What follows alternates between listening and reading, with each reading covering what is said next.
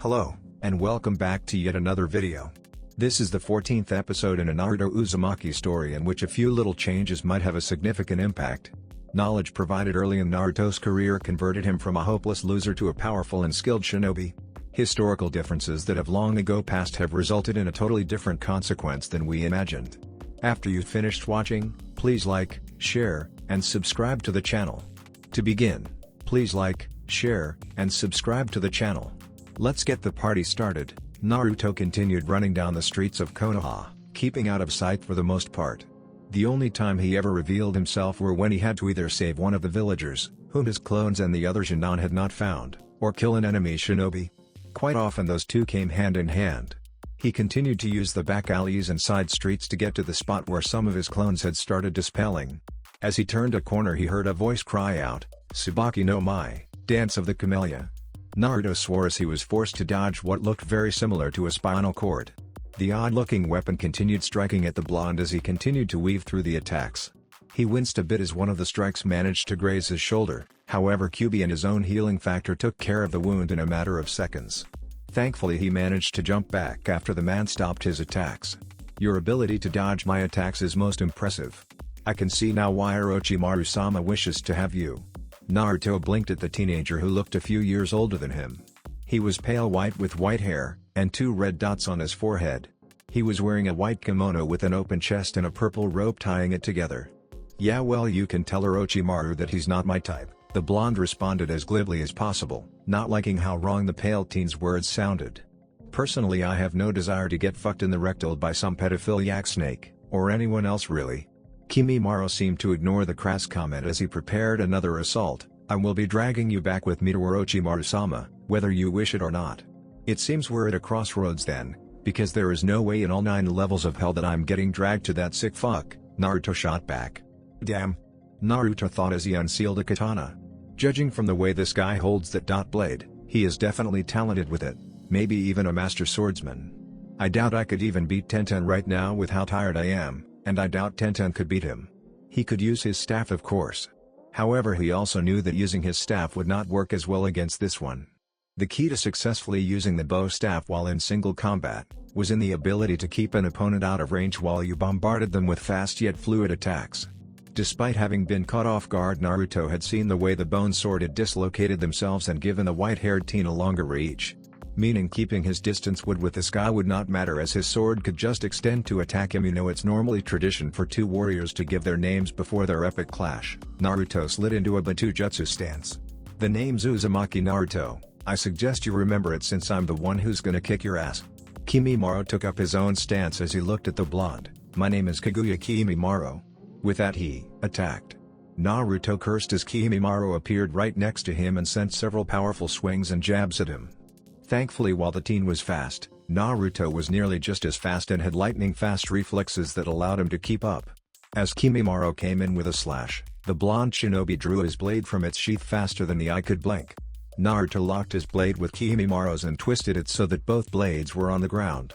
Using the two grounded swords as leverage, Naruto snapped a kick at Kimimaro that smashed into the white-haired teen's head.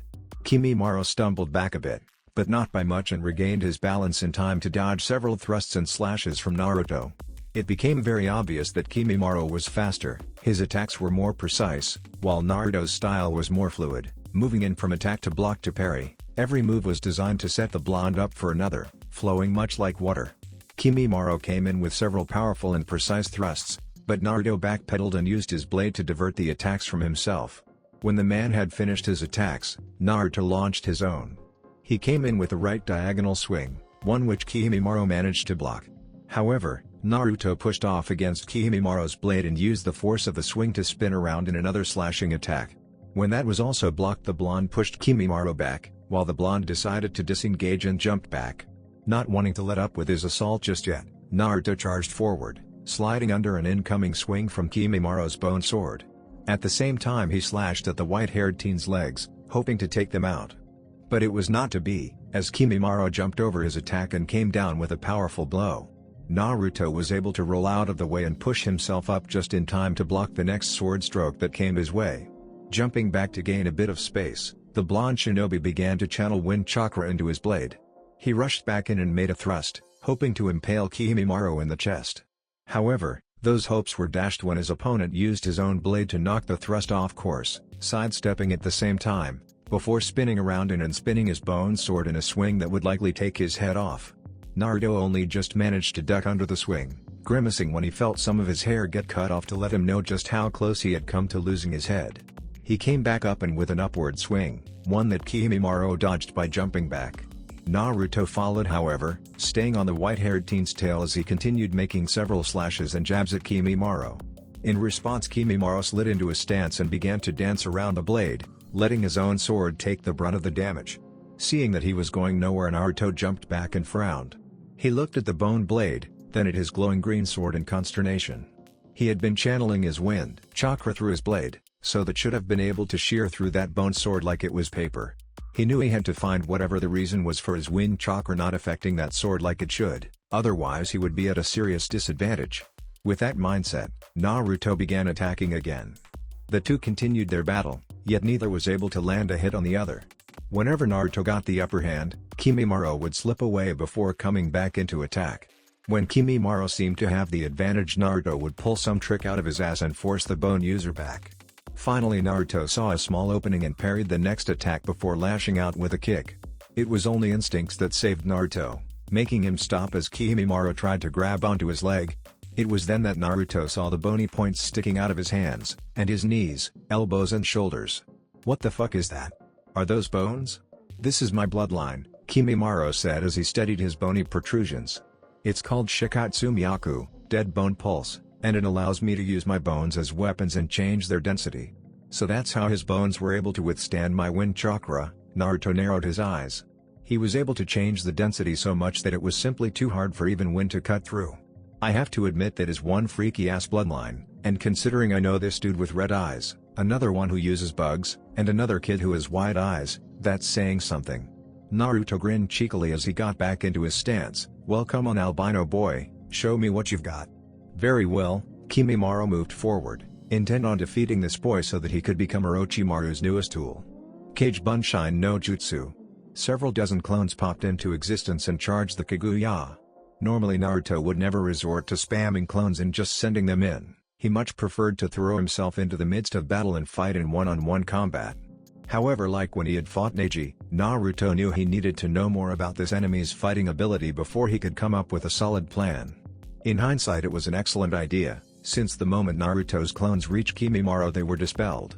With the new bones that Kimimaro had sticking out of his body, it was like sending his clones into a woodcutter factory. The Kaguya managed to cut and hack into the clones like a buzzsaw, seemingly walking straight through them without any noticeable effort.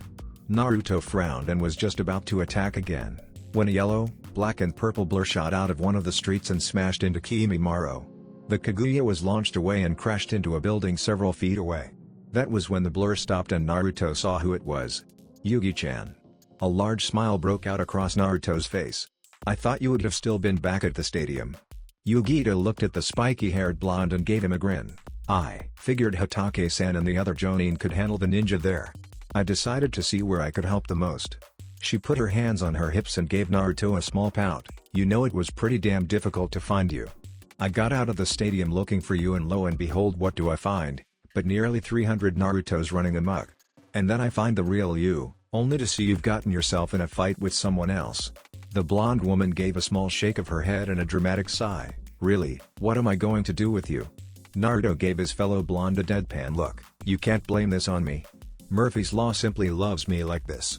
Besides, we are at war. I don't think I would be doing my job if I wasn't knee-deep in this kind of shit."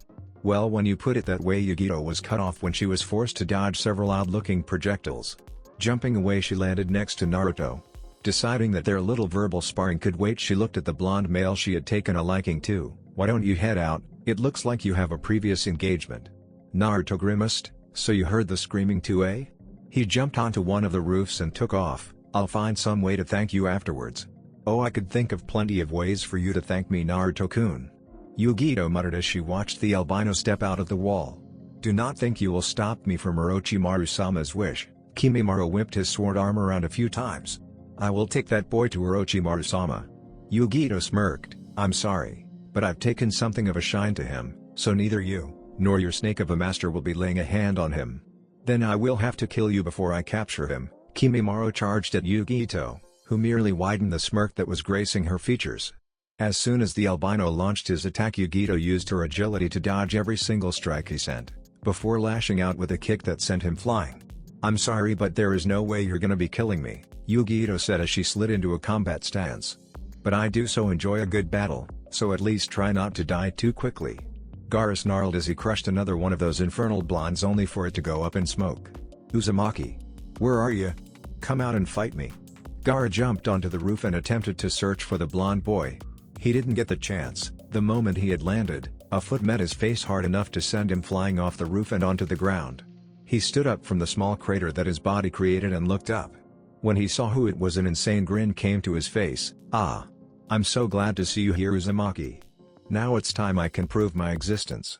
I will kill you and prove my existence." Naruto would have made a comment, but Gaara had already shot off the ground and was coming at him with that powerful-looking sandclaw. Naruto waited until Gaara attacked, and was not disappointed when the unstable Jinchuriki launched his clawed hand at him. However, Naruto neatly ducked under the attack, shooting forward as he began a set of hand seals. Once he reached the boy's torso, he made a slashing motion with his hand. Fuuten, Kaze no Yaiba. A blade of wind hit Gaara point blank, however Naruto was surprised to see it did not penetrate the sand. What the fuck? That should have sliced straight through him. Naruto had made the discovery that his wind attacks were nearly twice as powerful when he used hand seals. He believed it had something to do with the hand seals automatically molding his attack, rather than him having to mold the attack with his own control when he was doing his freestyle ninjutsu. Whatever the case was, that attack should have sheared through Gaara, and since it did not, it meant that the sand he was wearing was infused with his Denatsuki. Not a very pleasant thought for the blonde. He was forced to use a Kawarimi in order to escape the claw that came back towards him. He looked over at Gaara, who had not seemed to notice where he was yet, and tried to think of some way to defeat him. Sighing, he went through several more hand seals before sucking in a deep breath.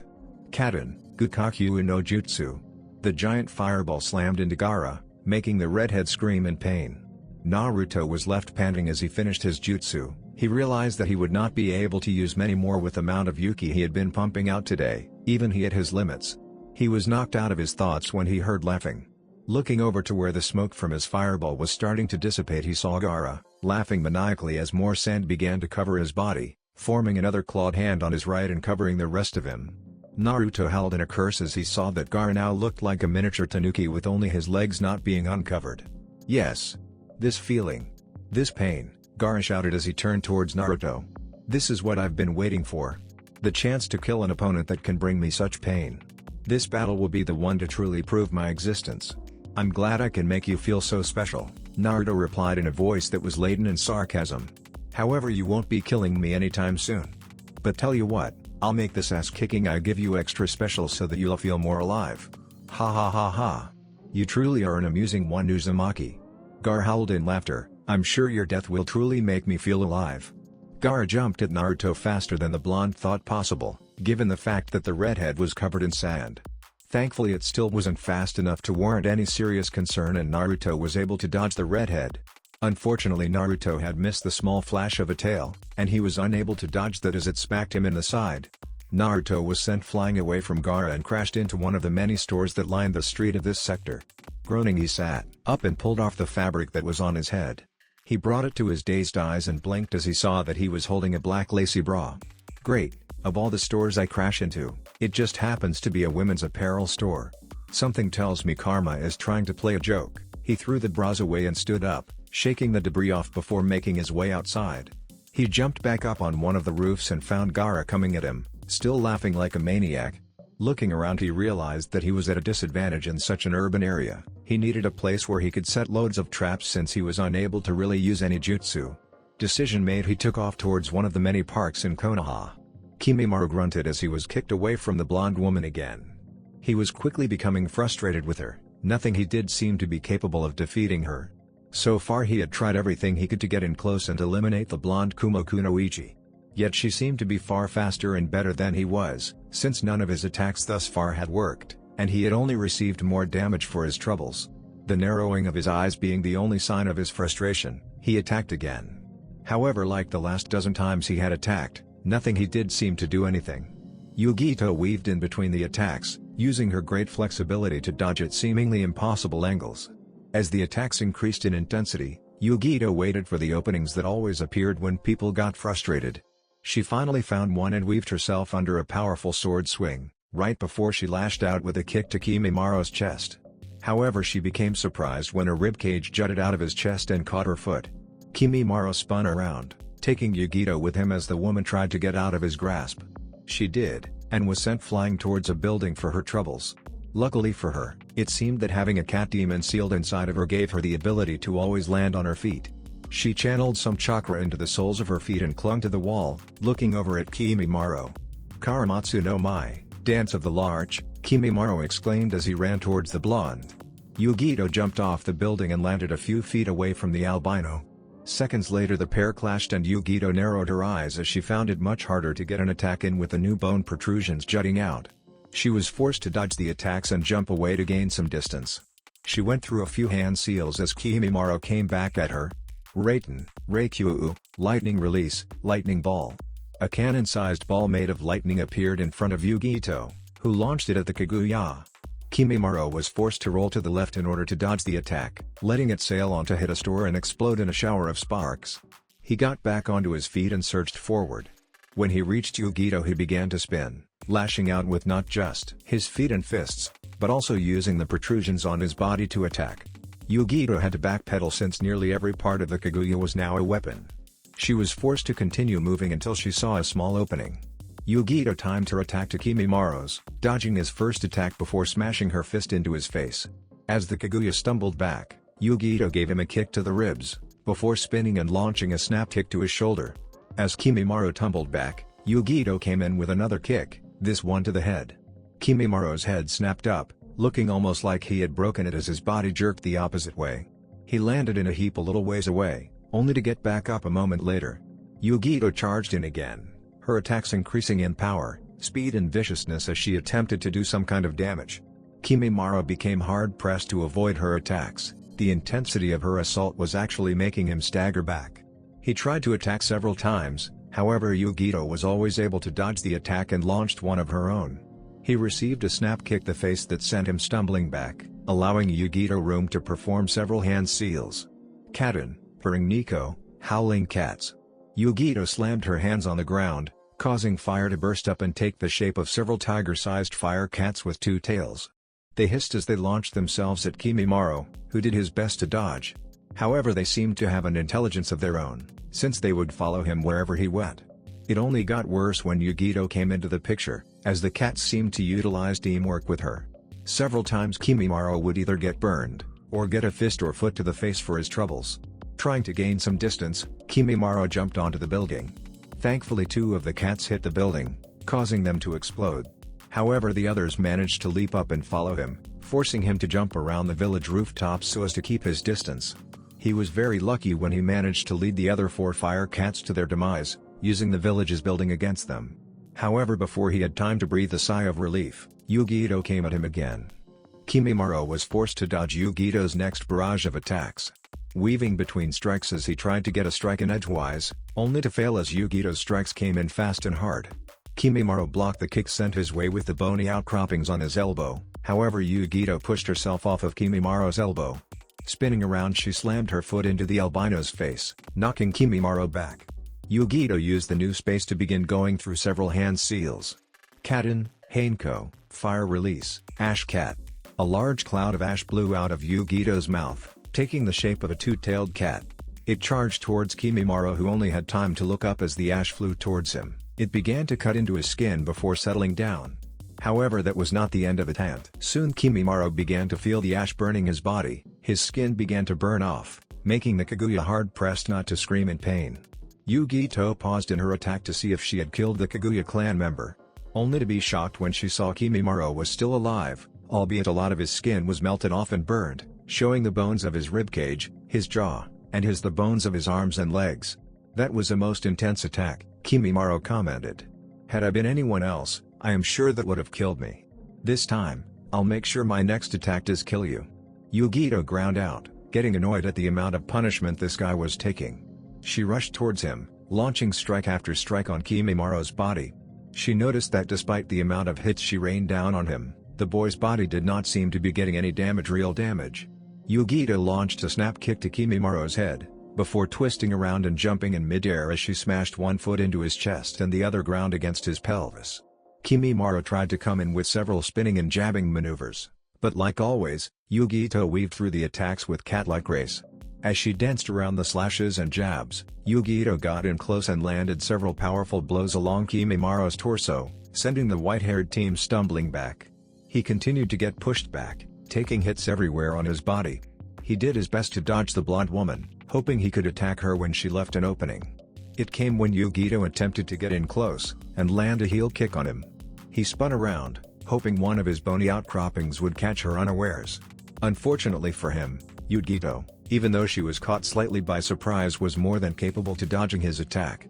Taking a chance, Yugito came forward again and rolled under a leg, before twisting herself into a spin and doing to the splits. Yugito's feet smashed into Kimimaro's face, knocking him off balance and sending him stumbling back. Yugito used the opportunity and jumped back up, pulling out a kunai as she began to assault the Kaguya. Kimimaro soon found himself unable to do nothing more than dodge as Yugito viciously slashed into him, making several cuts on the albino when he was not fast enough to dodge. Kimimaro was very thankful for his bloodline, knowing that many of these cuts would have killed others. Yugito saw that her cuts did not seem to be doing much of anything, and began to channel lightning chakra through her kunai. The next time she made a gash on Kimimaro's form, the albino was shocked to see it actually leave markings on one of his ribs. He was forced to jump back as he received several more cuts along his body. Unfortunately for him, Yugito had moved faster than he had been able to follow, dropping on the ground and landing a vicious double stomp kick to him. The young Kaguya was sent flying backwards, crashing through the door to a building several feet away. Kimimaro stood back up and looked out of the building to see Yugito still standing there. He walked out and looked at her with a blank expression. "You are strong." The black marks of his cursed seal began to spread along his body. "To cut my bones even a little bit? Had you been fighting anyone else, I believe you would have won.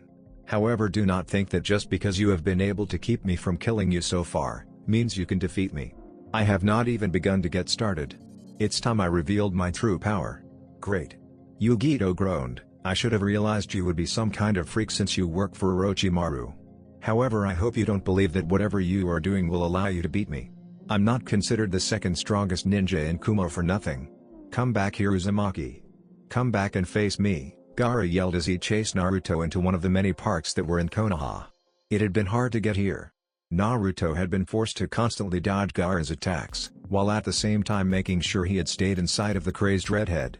It was because of this he had not been able to get over to the parks unscathed. His body was littered with numerous cuts and bruises from when Gaara had managed to smash his claws into him. Thankfully, they were being healed by Kyuubi and his own impressive regeneration and would not leave any permanent markings. "Oh, shut the fuck up," Naruto shouted back as he dodged another sand claw. "Who the hell said I was running, you little bitch?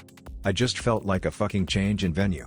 With all the goddamn property damage you seemed to cause in a battle, I didn't want to deal with the shit it would raise after I kick your ass." Gaara laughed as he landed a few feet away from Naruto. "You are quite entertaining, Uzumaki. Do you actually think you can win? I've seen the way you fight. You fight for others rather than yourself. That makes you weak. Unlike you, I fight only for myself. I love only myself and I live for only myself. It's because of this that I am strong. You cannot defeat me. You know, with the way you keep running those fucking lips of yours, you're beginning to remind me of Neji. Only rather than being some fate-driven bastard, you're just one insane motherfucker." Naruto frowned, and fighting for others is not a weakness. If you're too stupid to know what true strength is, then I guess I'll have to show you by kicking your ass Uzumaki style. Bring it, Uzumaki. Show me this strength of yours. Show me so that when I crush you, I will prove myself to the world. Gaara jumped at Naruto, lashing out with a claw. Naruto jumped out of the way, letting the tree branch he was on take the damage as he landed on a tree several feet away. He looked up to see Gaara had grabbed onto a branch with one of his clawed hands and was using it to swing himself around. Naruto waited until the last moment to slide under another one of Gaara's sand claws, placing multiple explosive notes along his arm. Flipping over Gaara, Naruto smashed his feet into the back of the other Genon's head, making the redhead stumble forward. He placed his hand in a hand seal and smirked. Boom! Gaara let out a roar of pain and frustration as his left arm exploded, shooting sand everywhere. However, the sand quickly reformed and the red-headed, unstable Jinchuriki turned his attention back on the blonde, launching himself at Naruto with even more fervor.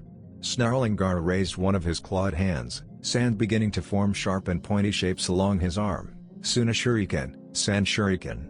The Genon-turned monster announced as he tossed several dozen sand projectiles at Naruto. The blonde's eyes widened ever so slightly before he regained control and began to weave through the hailstorm.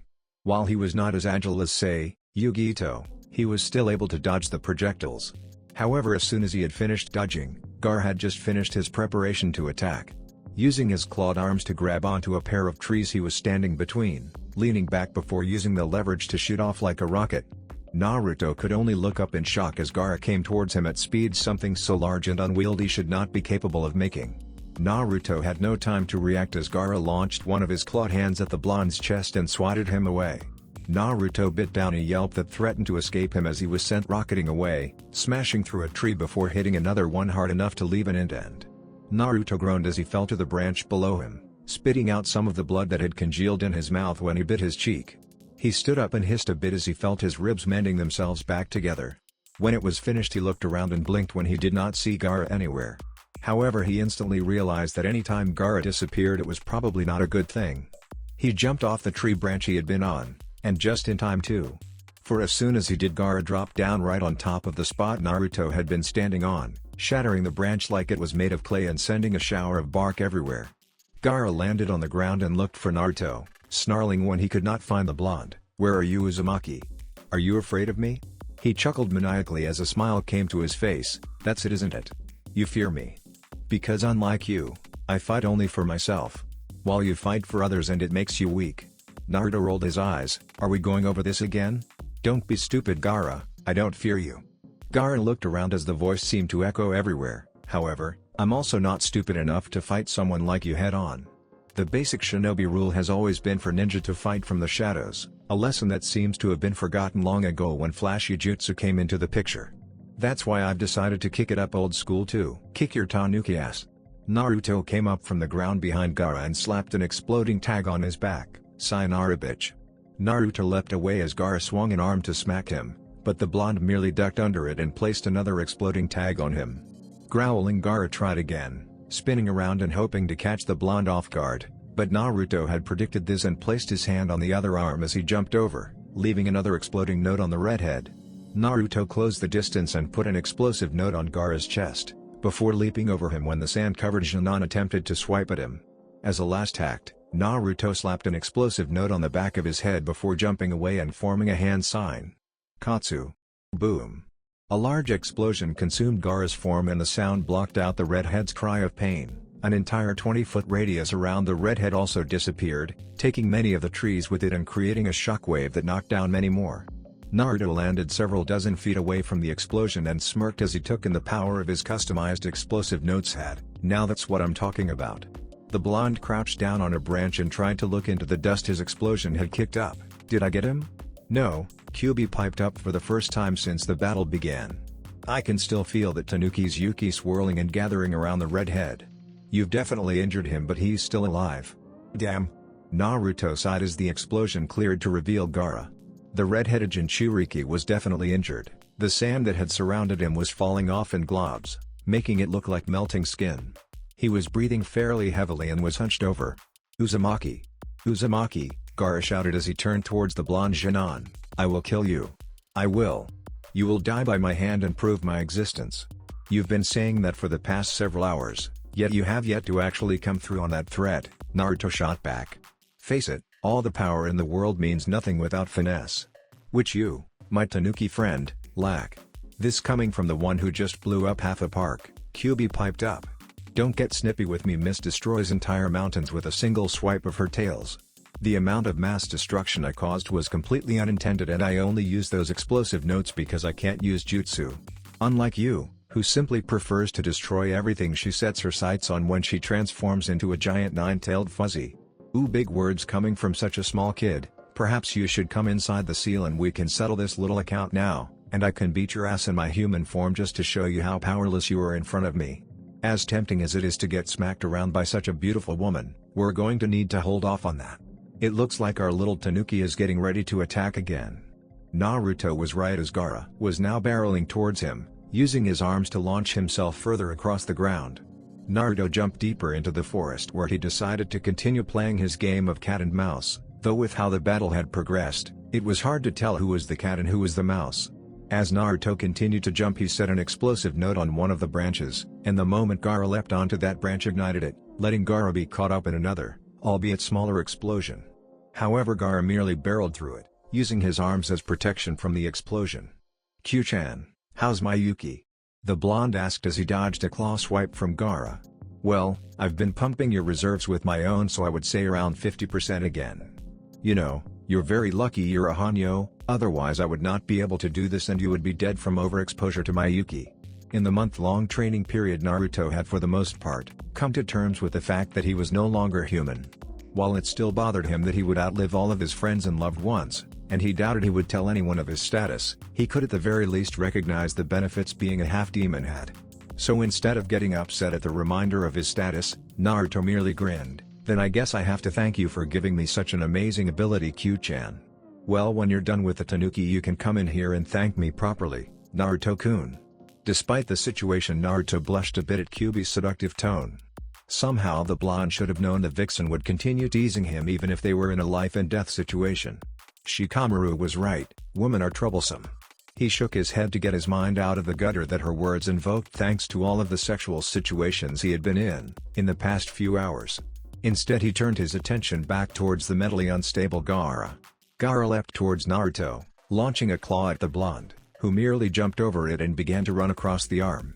However, the redhead wasn't about to let Naruto do that, and sent out his other arm in the hopes of impaling his enemy. It wasn't to be, as Naruto used the tree-climbing ability to stick under the redhead's arm and continued running towards him. The blonde began doing several hand seals, and as soon as he was right in Gaara's face, he thrust his linked fists towards the redhead. Fuuten, Kamikaze Seiken. Two wind-shaped fists pounded into Gaara's form, sending several gouts of sand flying off as two fist-shaped indents formed on his chest. However, other than make the redhead stumble back, nothing else seemed to happen. Not that would deter Naruto, who had already begun another set of hand seals. Fuuten, Suu and Kamikaze no Tatsumaki, wind release, doubled tornadoes of the divine wind. Naruto thrust out his fists as he jumped away from Gaara, and two fist-sized tornadoes shot towards the redhead. Gaara brought his claws in front of his face in order to protect him. The tornadoes hit, smashing into Gaara's arms, and this time the jutsu ended up tearing them apart. The sheer force of the jutsu sent Gaara sailing backwards to smash into several trees, shattering them and sending him flying before he hit the ground below. Naruto panted a bit as he let the jutsu go. He looked over where Gaara was lying down, looking for all the world like a puddle of sand. "Ha! I think I got him pretty good with that last attack. Stupid fucking sandbag. Maybe now I can get some sleep. This guy." Gaara muttered as he struggled to get off the ground. He looked over at Naruto, who was too busy cheering about how he would finally get some sleep to pay attention to the unstable Jinchuriki. "There's no way I'll lose to a guy like that." Naruto, who had been hoping to get some kind of break, felt his eyes widen as a huge spike in both chakra and Yuki came over him, originating from Gaara. "Oh shit. Don't tell me he can transform again." Naruto was forced to jump back as Gaara became completely immersed in sand, swelling until he reached the sky. The blonde couldn't keep the whistle from escaping him as he stared at the now gigantic tanuki. His eyes could just barely make out Gaara on top of him. For a long moment all fighting within the village ceased as they caught sight of the large one-tailed demon. The mere sight caused fear amongst a lot of the Konoha shinobi who remembered the battle against the Kyuubi. Yugito smashed her fist against Kimimara's face, sending him rocketing back and into another building. She smirked as she felt the power of Nibi flowing through her. This battle had turned out to be a little more than she had expected once the pale kid had let loose with his cursed seal, though once she had released her Baiju's power the cursed seal seemed to pale in comparison. The purple energy of Nibi had entirely encased the blonde's form, taking the shape of a cat with two swishing tails behind her. Thanks to her intense training from an early age, Yugito was able to use Nibi's powers to its full potential without giving in to the bloodlust that was inherent with the use of Yuki. Almost as soon as Kimimaro stood back up, Yugito was on him, swiping at him with her now Yuki-covered hands. The attack tore away chunks of Kimimaro's flesh, and sent the albino spinning away. Kimimaro landed on the ground with a thud. He looked up and was forced to roll out of the way as Yugito came crashing down, smashing a foot into the spot he had just previously been in, leaving a small crater when she hit. Almost as soon as Kimimaro stood back up, Yugito was upon him. Her speed was nearly triple what it had been before, and Kimimaro, despite his cursed seal, was completely unable to keep up. He tried his best, lashing out when the rare occasion presented itself. However, Yugito was able to either block, or dodge the attack entirely, right before she would lash out, with an attack of her own. Her fighting style, despite being nearly 30 times more vicious, was just as fluid as it had been from the start. Yugito snap-kicked Kimimaro in the face, once again sending the boy rocketing back. As soon as he got up, he tried to use his spine sword to lash out against Yugito. However, the blonde merely weaved underneath the attack, before her hand grabbed onto it and pulled him towards her. Yugito smashed her fist into Kimimaro's chest, letting go of the bone blade as the white-haired teen was sent back again. Kimimaro resisted a groan as he stood back up. This girl was a major problem. Their battle had been going on for the better part of 3 hours now, and he had yet to do anything more than scratch her. Even with the power of his cursed seal, he had been unable to do anything. Since the moment he laid that one scratch on her, she had activated her Jinchuriki cloak, which acted as a shield against most blunt damage. Not that he had been able to hit her again anyways, since her speed, strength and reflexes had tripled. Even though she could not use any jutsu without fear of overloading them, she was still kicking his ass. He thought about using his second stage cursed seal, but it was easy to realize that he would still be unlikely to kill Yugito. Especially given that she had the entire village with which she could hide in. On top of that, he had his illness to worry about. The more he used his cursed seal, the worse it got. He could not afford to let himself die here when Orochimaru may still need him. All thoughts from the two of them were cut off by the appearance of Shukaku in one of Konoha's parks. It was then that Kabuto appeared next to Kimimaro. Orochimaru-sama has ordered your withdrawal, Kimimaro-san. What? Asked Kimimaro in shock, but I can still fight. I can still help. Cough cough. Kimimaro dropped to a knee as he began coughing up blood. No, not again. Why is it acting up now? Kabuto shook his head. You use the cursed seal's power too much, and on top of that, you are fighting the Jinchuriki for the Nibi. In any case, the battle is, for the most part, over. We need to get you medical attention.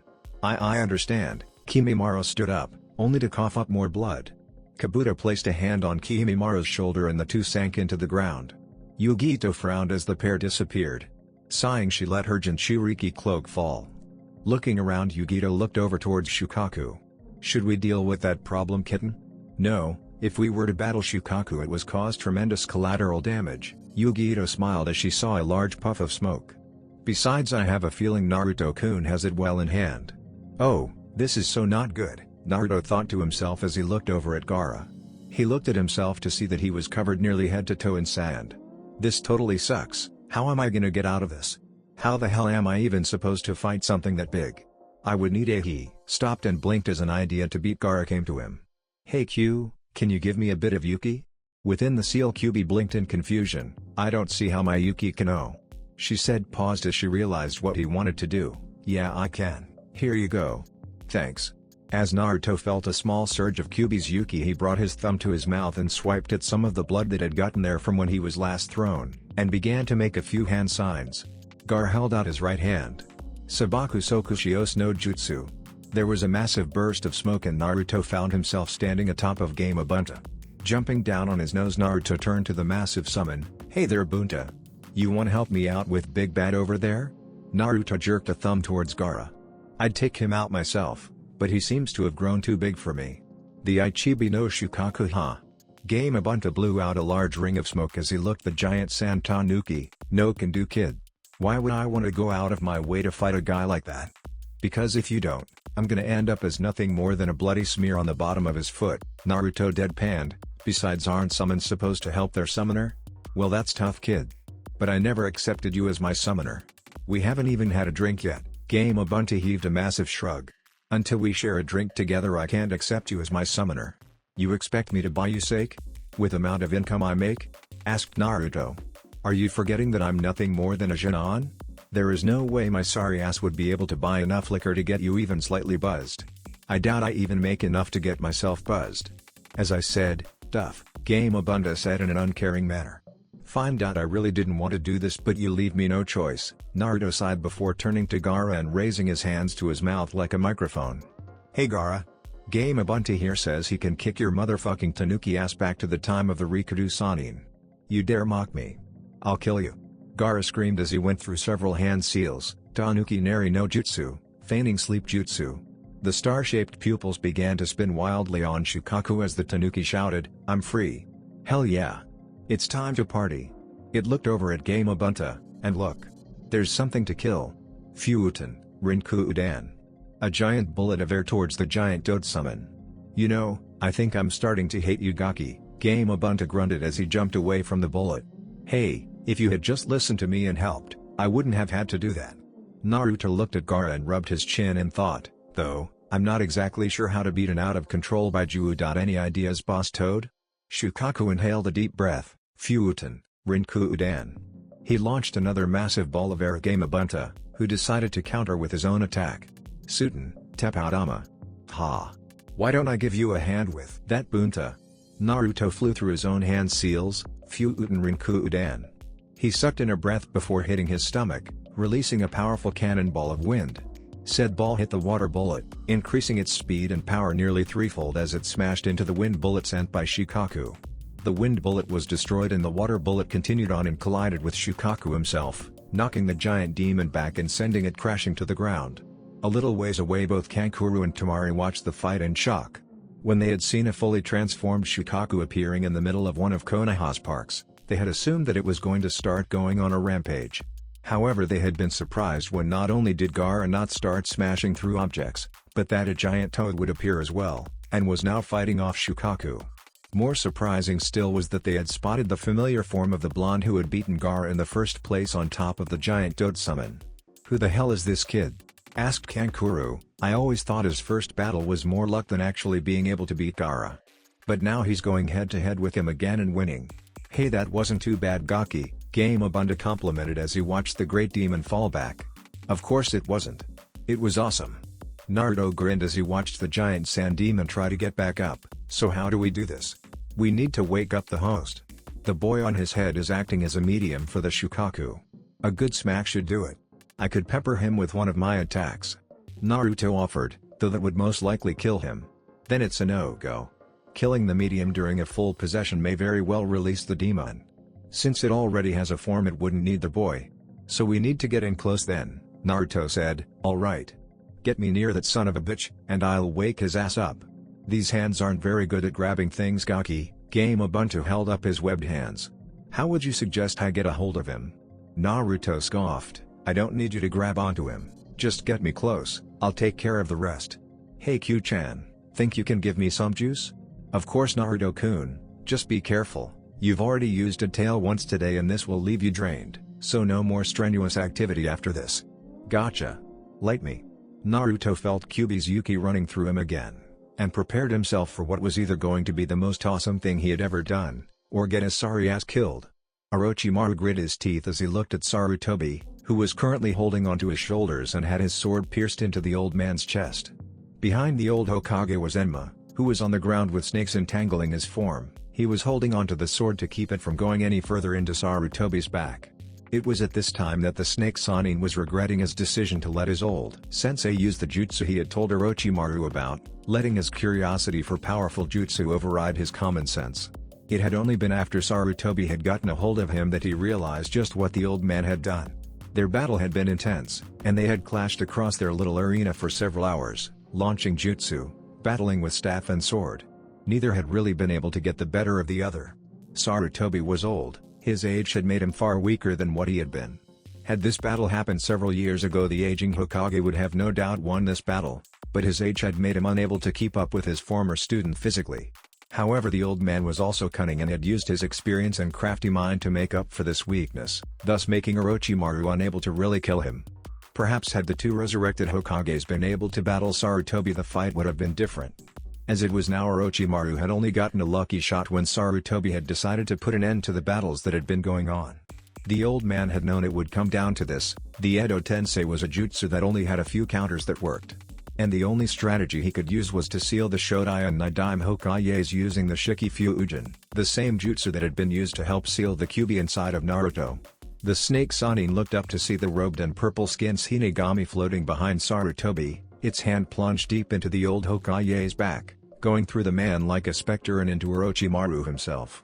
Orochimaru could feel his soul leaving him as the seconds ticked by. It was the singular most painful thing he had ever felt, like his very being was getting burned by fires that were even hotter than the black flames of Amaterasu. He looked back towards his old mentor and mentally cursed the man out with every word he knew. "I will not let your ambitions ruin this village anymore, Orochimaru." Sarutobi panted out as blood began to dribble down his mouth. "Both of us will now be going into the belly of the Shinigami, where we will face each other in eternal combat as our souls are consumed. Curse you, old man. I will not be dying here." Orochimaru twitched his fingers, trying to make the sword in Orochimaru's back dig itself in deeper. It did not budge much, but he saw Sarutobi wince. He looked back down at the arm plunged into his chest, and saw that his soul had moved back in a little bit. However, much to his displeasure, it was pulled back out again. "My ambition will not die here, you old coot. This will accomplish nothing. I will still watch this village burn to the ground. Everything will be consumed and I will not be satisfied until I have destroyed everything you have ever held dear. This village will crumble before the day's end." The elderly Hokage stared at his student for several long seconds, before he smirked. "You should know better than to underestimate the shinobi of this village, Orochimaru. Each one of them is fighting to protect their home, giving their all and letting the will of fire burn within them. They will not be defeated so easily. Even should I die, so long as there are still Konoha shinobi left to fight, you will not win." Within one of the market districts in Konoha, dozens of auto ninja ran through the now nearly deserted streets. The place had become eerily quiet, however all that was about to change.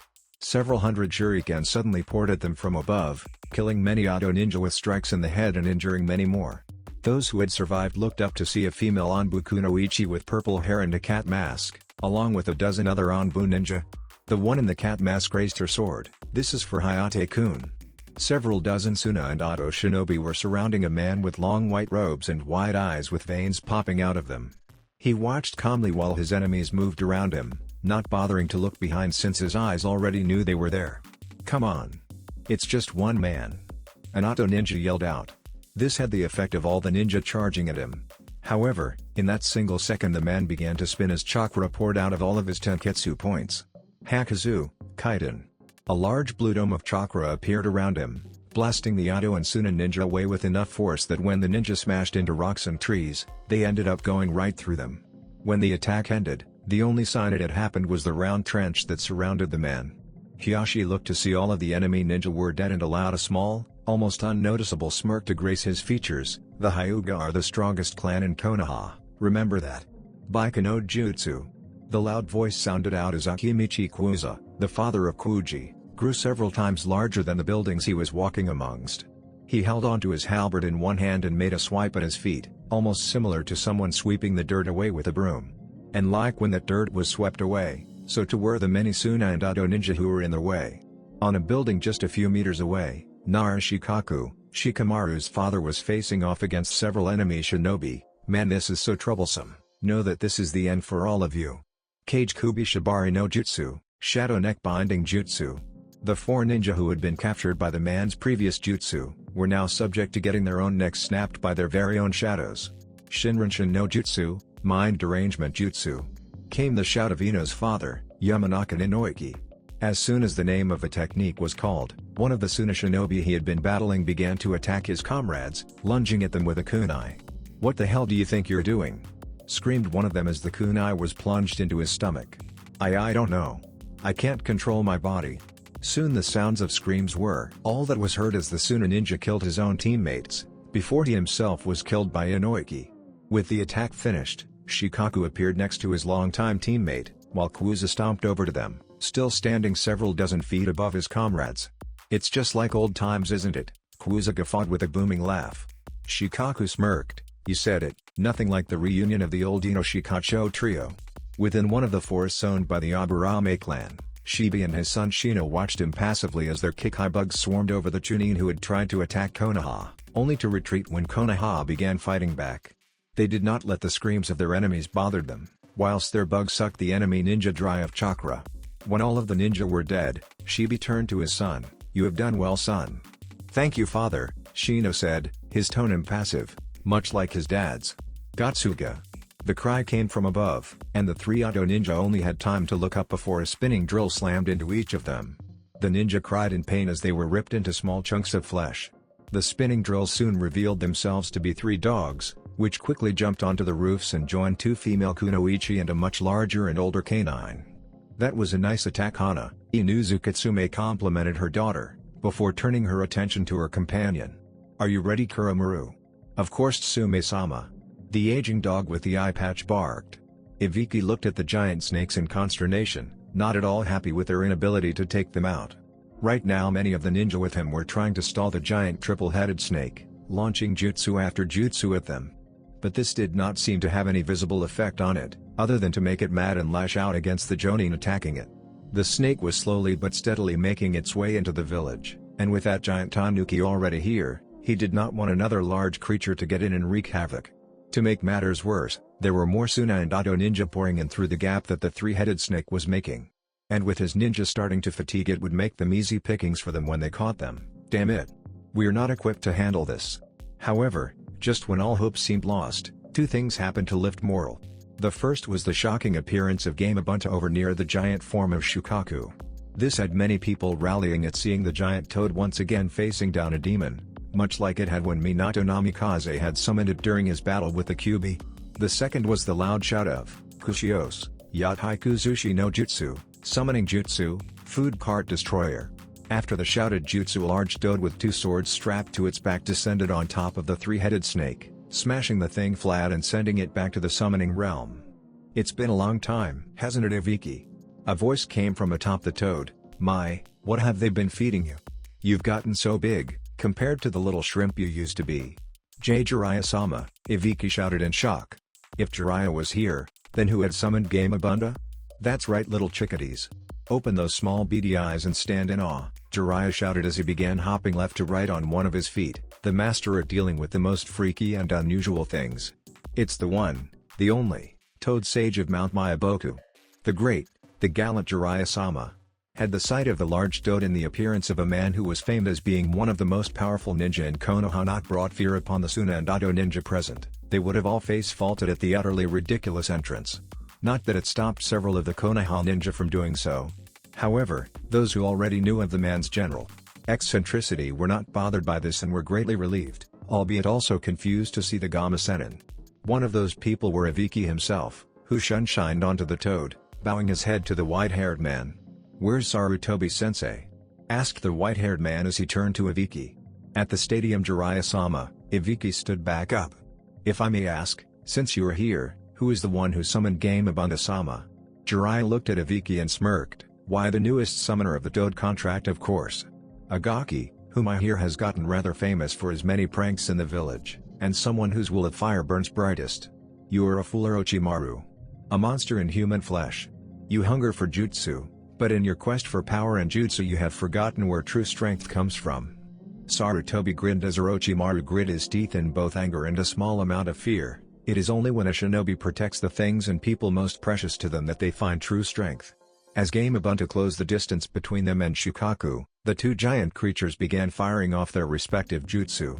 Naruto narrowed his eyes as he watched the overgrown tanuki get closer. 50, 40, 30 feet. That should do it. Naruto waited until the next attack created a nice distraction for him, and then he jumped up and over the explosion, using the added boost from Kyuubi's chakra to give him that extra reach. Naruto descended on Gaara face first, using his wind chakra to add speed to his descent before flipping around. "True strength comes from protecting something precious to you?" Orochimaru asked with a sneer. "You've gone senile in your old age, Sarutobi-sensei. It's no wonder this village is burning as we speak." Sarutobi, despite the pain he was in, and the blood pouring out of his mouth, smirked. "I think this is enough. We both know that I do not have the power to suck your entire soul out. However, do not think I will be just letting you walk away. For you, a man who is obsessed with learning all of the jutsu in the world, I feel this will be a most fitting punishment. I will strip you of your ability to use jutsu." Orochimaru's eyes widened as he stared in shock and fear as he watched the Shinigami pull his soul taut, stretching his soul out and pulling out both of his arms until they were visible. Then the spectral god took his knife and raised it above his head, a final crescendo to Orochimaru's punishment, right before he brought the knife down. "No. Stop this." Orochimaru's shout went unanswered and he watched in horror, and then pain, as his ghostly arms were cut off and consumed by the Shinigami. "Fuin, seal," Sarutobi shouted as he made a hand seal. A flash of brilliant white light shot from Sarutobi's chest as the Shinigami's hand retracted, taking the old Hokage's soul with it. When the light disappeared, Sarutobi was panting heavily as a seal similar to the one on Naruto's stomach appeared. Meanwhile Orochimaru was forced to watch in horror as his arms went from their pale white to black, and a burning indescribable pain came over them. It is done. Sarutobi panted, both of your arms have been sealed inside of me and your jutsu are now inaccessible to you. No longer will your hunger for jutsu be quenched. You damned old fool. Orochimaru cursed, all sense of composure and sanity lost in his world of anger and pain. Give me back my arms. You are pathetic, Orochimaru. Your arms are gone, forever in the grasp of the Shinigami. Sarutobi started to sway as he felt his life force leaving him. Farewell my sad former student. It is unfortunate that we will not meet in the next life. Damn you old man. Orochimaru cursed and swore, using every vulgarity he could think of. However, Sarutobi could no longer hear any of it. He looked at his former student with a content smile, closing his eyes before life left him. Rise and shine you son of a bitch. Naruto smashed right into Gaara's shoulders. The force of the blow sent them both straight through Shukaku's body, forcing it to collapse on itself since it no longer had a medium to hold it. The pair crashed straight into the ground as sand fell down all around them. Holy shit. Game Ubuntu mumbled, almost frothing his pipe as he watched the obviously insane blonde stomp a mud hole straight through Shukaku. Jiraiya's definitely picked an interesting one this time. I'm actually pretty interested to see how this will end. Unfortunately I'm nearly out of chakra, but I look forward to seeing more of what this Uzumaki kid can do. With that the giant doe disappeared in a puff of smoke. Naruto grunted as he dragged himself and Gaara out of the now giant sand pit, spitting up the sand that had managed to get in his mouth. Kami, I'm beginning to fucking hate sand. Naruto spit up more sand as he dropped Gaara and watched the other Jonin back away. No. Stay away. You will not end my existence, Gaara shouted as he tried his best to back away from the blonde Jonin. Oh shut the fuck up you damn pussy, Naruto shouted in annoyance. You're a shinobi aren't you? You deal with death every fucking day. You son, you need to grow a pair if you're afraid of a little thing like death. Naruto began rolling his shoulders, listening to them crack. Kami, I'm so fucking tired. If I don't make Chunin from this I'm just gonna say screw it. I need a vacation. Gaara looked at the blonde who had basically just trounced him, and was now acting as if nothing out of the ordinary had happened. How are you so strong? I always fight only for myself, yet you beat me. What makes you so strong? Naruto rolled his eyes, that's easy. I'm strong because I don't fight for myself. I only fight to protect my precious people, my friends and those I've begun to consider family. Gaara looked confused, but I don't understand. Why would you fight for anyone other than yourself? Naruto sighed, because they saved me from myself. You and I are a lot alike, you know that? Hated for something we had no control over, for something that was done to us by others. I remember the glares, the hatred, and the isolation I suffered because of my burden. However, unlike you, I worked hard and eventually gained friends, people who accepted me, who saved me. Naruto glared at Gaara, and if you ever try to hurt my precious people or my village again, not even Kami will protect you from my wrath. Naruto shifted his attention when Gaara's two siblings jumped down from the clearing and got into fighting stances. The blonde just shook his head, you really don't want to be doing that. I'm tired, I'm pissed, I've got sand in places I really don't want to think about and I just beat the piss out of the guy who scares the piss out of you too. Mess with me, and I'll give both of you a beating that your ancestors will feel. The two Suna siblings glared at the blonde who had dismissed them so easily. However, the blonde noticed this and merely gave the two a grin. Now then, we're all going to go back to Konoha proper, and I'm gonna take you two into custody. And by me, I mean we, and by we, I actually mean her. Naruto pointed behind the pair, who could do nothing as they felt the butt end of a kunai hit the back of their necks, knocking them unconscious. Yo Yugi-chan. Naruto grinned as he made 3 cage bunshines to carry the Sand siblings. Come to congratulate me on my awesome fight? Yugito shook her head and smiled, that had to be the craziest and most reckless attack I have ever seen in my life. At least it will give your grandkids something to talk about for years to come. I have a feeling this battle is gonna be something they put down in the history books. The blonde Konoha ninja tried to move only to fall flat on his face. What the hell? Looks like those 3 cage bunshine you made used up nearly all of your Yuki, Kyuubi informed him. You've only got enough to keep you conscious. God damn it, that sucks. Naruto complained, I just got finished kicking ass and this totally killed my awesome factor. Perhaps you should learn to converse your Yuki more. Kyubi suggested as she snickered at her container's plight. Sometimes it was the little things that could make her smile. Shut up. Naruto grumbled before he felt himself being lifted off the ground. Looking to his left he saw Yugito with his arm over her shoulder, and her arm wrapped around his waist. He gave his fellow Jinchuriki a smile. Thanks Yugi-chan. Yugito looked at Naruto and smiled back. You're welcome. She paused before giving him a grin. Though I hope you don't expect me to carry you around after every battle you have. Naruto smirked. Are you saying you don't like being this close to me, Yugi-chan? You seemed to be pretty content feeling me up the last time we were doing this. When he saw her blush, Naruto added a point for himself. Deciding to take it a step further, he added, not to mention you pinched my ass. I still have to get you back for that, you know. Having gotten herself under control, Yugito looked at him with a smirk of her own. Oh well, then be my guest. She bumped her hip into his. It's right here waiting for you after all. She gave him a grin. Of course, since you can't move, that's kind of a moot point, isn't it? Naruto gave her a mock glare. Once I recover, I'm seriously going to make you regret making fun of me, Yugi-chan. Aw, don't be like that, Naruto-kun. The blonde woman purred. You know I love you. You sure don't act like it with how mean you're being. Naruto sniffed. Meanie. The two continued their game of words as Yugito led/carried Naruto back into Konoha. Little did the blonde shinobi know that tragedy was waiting for him after the battle. Several days later, two figures stood atop a small hill overlooking Konoha. Both of them were wearing black cloaks with red clouds and straw hats on their heads. You know, for having come out of a war, they seem to be doing pretty good. The much taller figure said, Are you feeling nostalgic being back in your home village? The shorter figure looked up, revealing a pair of red eyes with 3 tomoe in each. No. Naruto stared out at Konoha from his spot on top of the Hokage monument, his mind completely blank as he felt an emptiness he had not felt since Haku's death engulfed him. It had been about 4 days since the battle for Konoha had ended, and the council had taken stock of the situation and all the reports on how much damage and casualties Konoha had suffered. And it had been 3 days since word spread that the Sun Daime was dead, having been killed by Orochimaru during the invasion. 1 day since the funeral for Sarutobi had occurred, and 3 days since Naruto had been able to get any sleep. Like the time when Haku had died, the blonde had been unable to get a moment's rest, since whenever he had, even if only for a few moments, the images of those he had lost replayed in his mind. Only now they were images of both Haku and Sarutobi, letting him know just how badly he failed. The thoughts of if only played in his mind.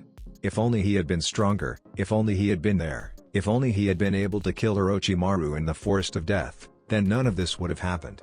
He knew that such thoughts were pointless, that these kinds of thoughts would not, could not, change the past. Yet it was these thoughts that seemed to be the only ones that had been running through his head for the past 3 days. Thoughts on his failure brought him to thoughts on just how wrong Sarutobi's death felt. He may have always joked about the man being old, and needing to give him the Hokage title before he died, but a part of Naruto had never really thought the old man would die. Sarutobi had been around since almost the beginning of the village's founding. He had seen all 3 of the wars, was the Hokage for 2 of them, and had ruled Konoha through its most turbulent times, even taking the title back after the Yondaime died to seal the Kyubi. To Naruto, the Sun Daime had always seemed eternal, a figure that would never die. Yet he had, the man who had the longest reign of any Hokage, and in Naruto's opinion, one of the most successful, was gone. He would never hear the old man speak of the past, or berate him for some prank, offer him a piece of advice, help him through any of the hardships he faced. He would never get to see the old man's pride as he gave him the Hokage hat and title. There were a lot of things he would never get to do with the old man again. It was odd, the pain he had felt was just as intense as it had been when Haku died, and so was the feeling of failure. And yet, for some reason, Naruto could not find it in himself to cry like he had when Haku had died. Even when he had been at the Sun Daime's funeral he could not cry. Flashback.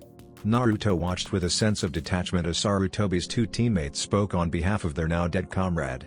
He couldn't really hear the words that were being spoken, it was like there was an odd buzz in his ear that kept him from hearing anything, and it had been like that since he had heard of the Sun Daime's death. He looked over to his left and saw Konohamaru crying his eyes out, with Iruka placing a protective arm around the young Sarutobi. He could see the boy's lips moving, but like with the speeches, his mind could not pick up what was being said. As he continued to let his eyes travel, he found them coming to a stop right next to the figure on his right. Tenten was holding onto his arm, clutching it in between hers and had her head leaning on his shoulder. He could see the tears in her eyes, and a part of him wondered if she had been close the old Hokage. Probably not, he shook his head. I spent a lot of time with Gigi and never saw her with him. Still, that did not make her sorrow any less, he knew. The Sandaime had been a constant of the village for a long time, nearly 70 years or so, and Naruto knew that he was friends with Kaido, having seen the Sandaime in the shop on occasion when he had gone in. A little while after the speech, people began to walk up to Sarutobi's coffin and set a white rose on it, a tradition that had been passed down in Konoha when grieving for the dead. It was supposed to be a symbol of rebirth, or something like that. As the people continued moving and passing their flowers onto the coffin, it began to rain. Naruto looked up at the sky and let the drops fall down onto his face, closing his eyes for a moment. He was glad the rain had come, because for some reason, no matter how hard he tried, his eyes could not work up the ability to produce tears. At least this way, he could pretend that the water now on his face were his tears.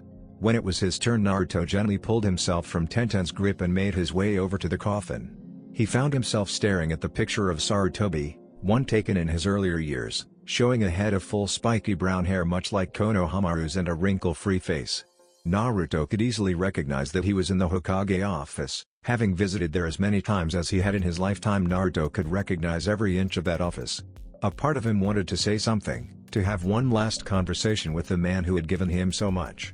A place to call home, taking him out to ramen, offering him advice, a shoulder to cry on, giving him encouragement when he had failed at something, or even a break from the glares he received in the village by offering him sanctuary in his office. Naruto's mind replayed some of the times he had spent with the elderly Hokage. Like when he had done his first prank of putting itching powder in the entire collection of a clothing store's stock. Rather than be angry, the old man had laughed almost as soon as the Yonba left, and had asked him how he had managed to pull it off. Or the many times when Naruto would come visit the man in his office, and they would have to eat these odd little cookies that tasted really good.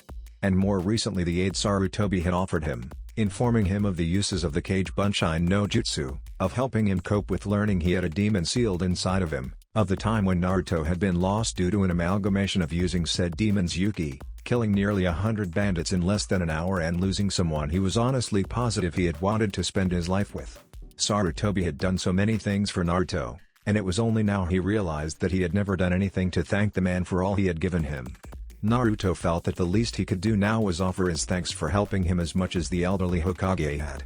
Yet when he opened his mouth, no words came out, and Naruto found that in the end, all he could do was place the flower on Sarutobi's coffin and walk back to where he was standing.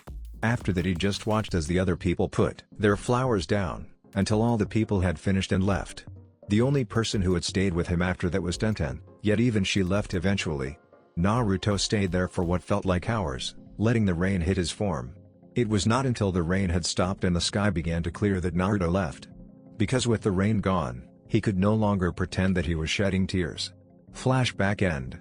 It had been after this that Naruto had cut himself off from everyone, much like he had done after Haku's death. Even Kyuubi could not reach him, though not for lack of trying. He knew it was not something he should do, and that he was going to get an earful from both Anko and Tenten later. But right now he did not want to deal with anybody. He knew what he would get when he met them. And he did not want their pity, or any form of platitude. It just wasn't him. He was not one for receiving pity from others.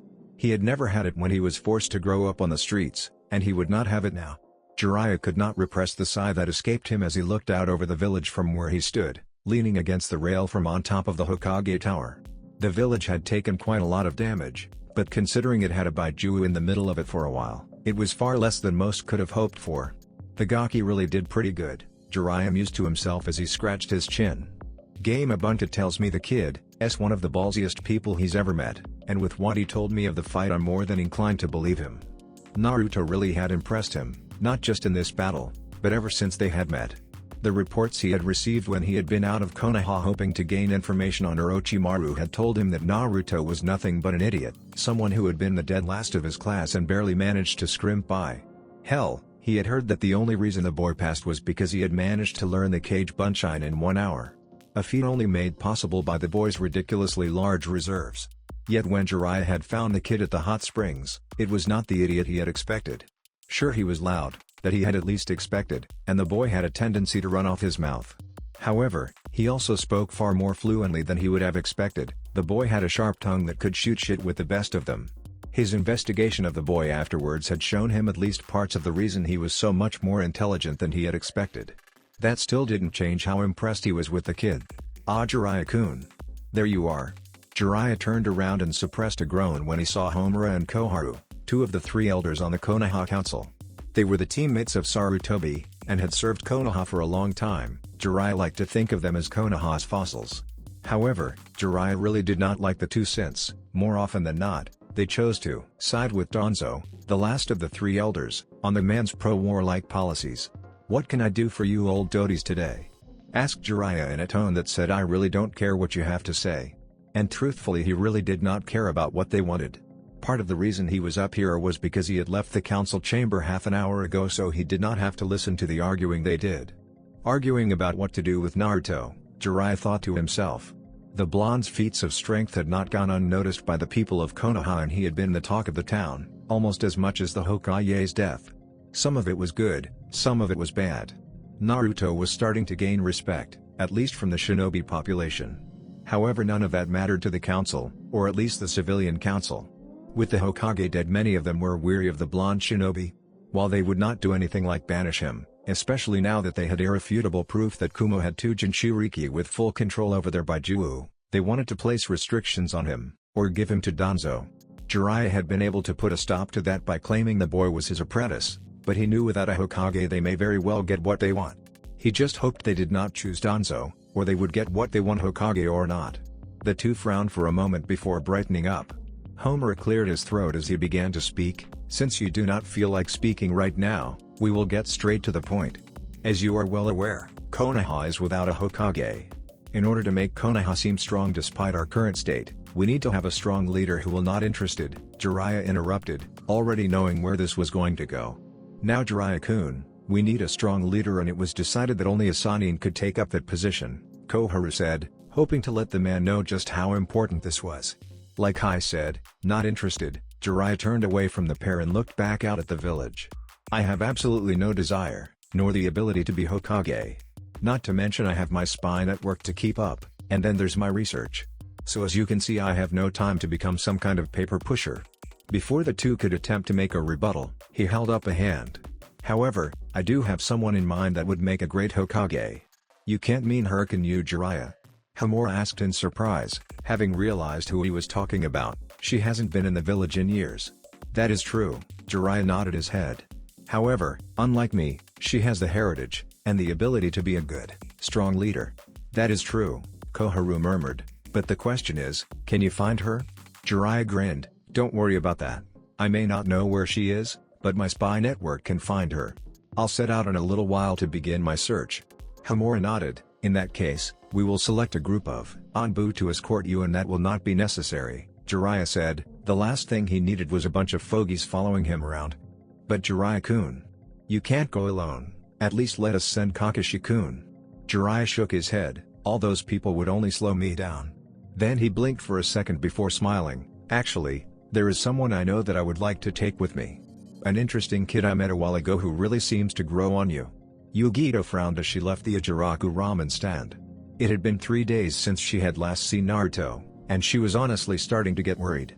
No one had seen the blonde since news of Sarutobi's death had spread, barring the funeral procession itself, and she had not been there to see him. It was because of that, as well as the fact that she was leaving soon, that she wanted to find him one last time, and see if she could help him in some way. She was thankful that she remembered Naruto's love of the ramen shop, since she was not sure where to get any information on the blonde other than there. Not that there wasn't enough information going around as it was. Rumor of Naruto defeating the Shukaku-possessed Gaara had somehow spread across the village. How? She was not sure, since the only people she knew were there besides herself and Naruto were currently locked away. Yet somehow that information had spread. Then again, not many people could have missed the giant toad in the center of one of Konoha's parks. Not that it was all a bad thing. She had noticed a small but definitive improvement in the general populace's demeanor when speaking of Naruto. Oh, she could see that a few of the people did not believe the stories and still hated his guts, but there were more than a few who had begun speaking of the blonde in hushed whispers of awe. Of course, she also noticed that it was mainly from the younger generation, those who were Naruto's age and below, who Naruto had told her were unaware of the Kyuubi anyways. Aside from that, there was also the talk of how all of the Naruto clones had ran around the village, helping civilians escape the attack. That in of itself had earned the young blonde teen quite a few brownie points, it seemed. And then there was also the news that Naruto had saved the students at the academy. Yugito shook her head as she made her way towards where she had been told Naruto was most likely to be, grateful that the ramen stand owner and his daughter knew the blonde so well. Like they had said, Naruto was on top of the Hokage monument, sitting with his arms wrapped around his knees, and his head resting on top of that.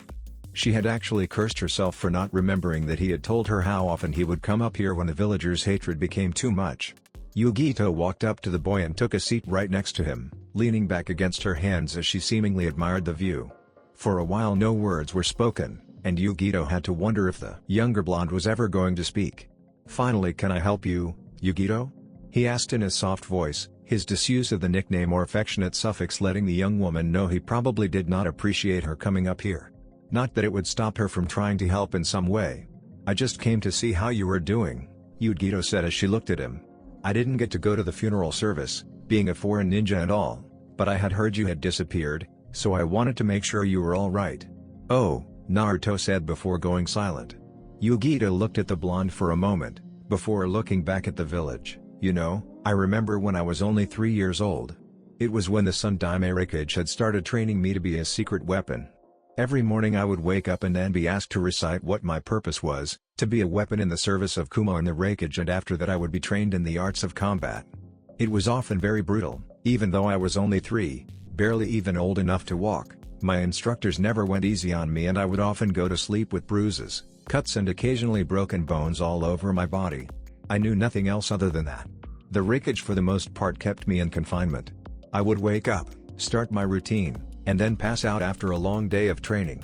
The few times I had been in the village, people would often look at me in fear or hatred, and I always had to be with one of my handlers." She watched out of the corner of her eye as Naruto turned to look at her. "When I was 5, the Sun Daime Hokage had determined it was time for me to learn how to control my Baiju Uzumaki. It was hard, possibly even more difficult than the combat training. They kept making me draw out the Nibizuki. I remember many times I would get chakra poisoning and was forced to stop. A few times it had been so bad that I would be put into a coma for nearly a week. I had to work for nearly 4 years before I could even use one tail. And then, they had deemed me ready to do missions for the village." Yugito howled in a snort. Really, it was just suicide missions that they could not send other ninja on. They would send me on assassination mission for high-profile targets, fighting off B and then later A-ranked missing ninja. I was the Hokage's weapon, that was my lot in life and I knew nothing else other than that. "What about the Ondaime Hokage, or that Kirabai person you spoke of?" asked Naruto after the blonde woman had paused. "They were not in my life at the time," Yugito sighed. "Hokage-sama was a member of the council, and was too busy trying to help his brother, who had life far worse than I did in the village, to help me. I never even met them until after A became the Hokage." A smile came onto Yugito's face. "However, there was one person who actually looked after me. It was one of my handlers that made sure I never went out of control. His name was Takodama Kenichi, a jonin of Kumo. Unlike the other handlers, he did not keep me at arm's length. I could tell he still had a fear of me, but he was at least there for me, teaching me things that did not have to do with a ninja's life." She rolled up the sleeve on her arm and unsealed her shamisen and began to play a small melody. "He was actually the one who taught me how to play a shamisen." Naruto looked at Yugito as she began to play. She really was good. The melody had Naruto subconsciously relaxing his tensed muscles. "So what happened to this Kenichi guy?" A sad smile crossed Yugito's face at the question. Flashback.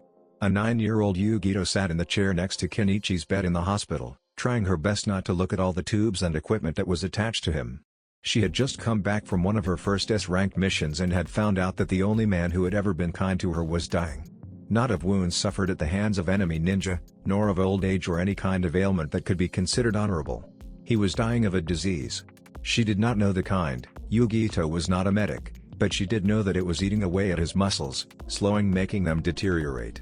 Whatever inflicted him was obviously painful. The man, though unconscious, had been letting out small whimpers of pain, and considering that he was actually well known for having gone through torture at the hands of enemy shinobi during the Third War without so much as letting out a grunt that was saying something.